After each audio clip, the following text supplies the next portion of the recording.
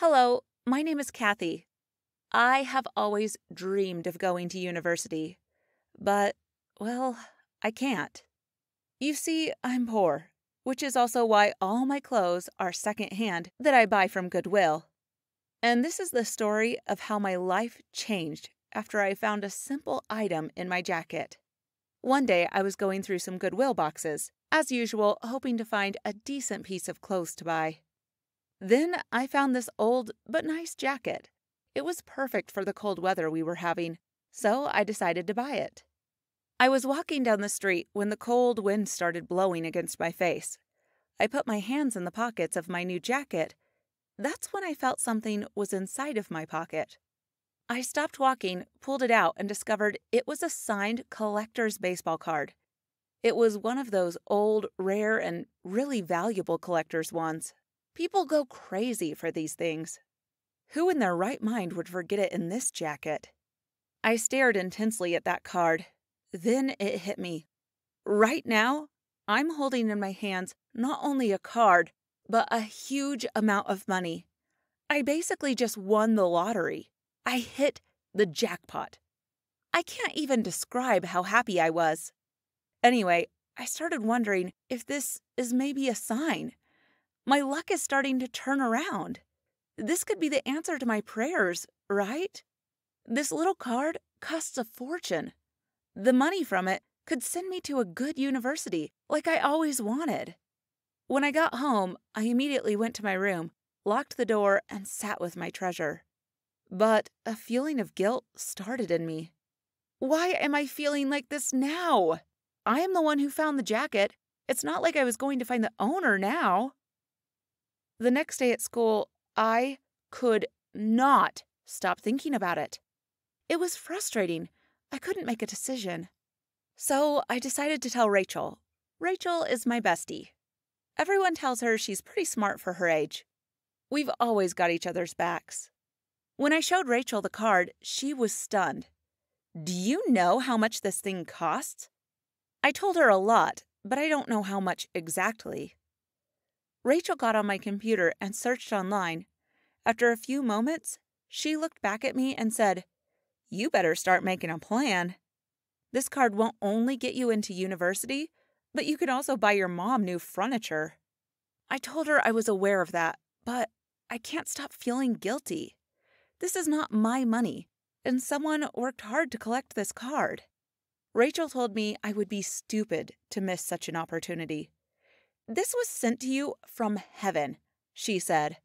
Every day on my way to school, I would pass the Goodwill shop and try to ignore it. I kept the card in the same jacket, and whenever I passed by the shop, I would hold it tight in my hand and close my eyes. Never in my life had I thought I would be holding this amount of money. But one Tuesday morning, I passed the Goodwill shop.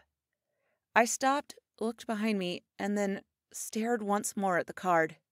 I sighed, put the card back in my pocket, and continued walking the opposite direction. I went back to the shop with Rachel, on the phone, yelling at me and telling me I'm stupid. I searched for the owner and handed him the baseball card. He looked so surprised and amazed by the card. He asked me why I was giving it to him. So I explained where I found it, and that the first owner of the jacket might be looking for it. That day at school, I received a phone call from a strange number. I answered it. It was a woman. She introduced herself. Her name was Layla, and she asked to meet me at the Goodwill shop after school. She didn't even say why. She just asked me to trust her. Of course, Rachel was beside me and asked to come along. When I arrived at the shop, Layla was already there. She looked so sophisticated that it didn't take me too long to recognize that she was pretty wealthy. She thanked me for returning her baseball card. She said her husband used to collect them back in the days. Layla said that when the shopkeeper called her to tell her about the card, she was astonished that anyone would actually return it. Then she asked me to tell her a bit about myself, so I did.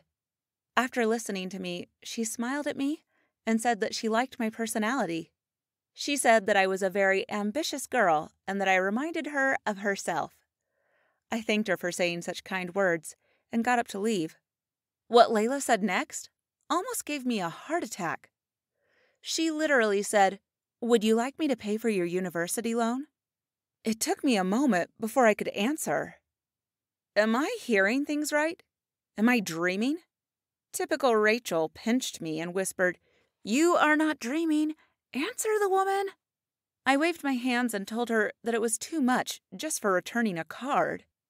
Layla chuckled and said, "No, it's not. There are only a few good-hearted people around these days.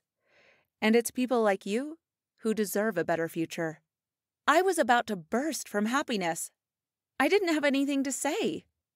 Then she said, "I would be very honored to sponsor you, Kathy." I thanked her. I didn't know what else I could do. It was a dream come true.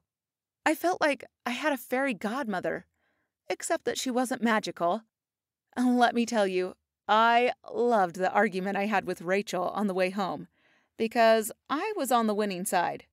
But what made me even happier was my mother's reaction. A simple act does make a great impact on people's lives. I never thought that returning a card could change my life forever. A kind heart is the greatest gift a person can give to another. Thank you for listening to this story. If you have comments or stories to share, feel free to do it in the comments section below. And don't forget to like and subscribe and share this video.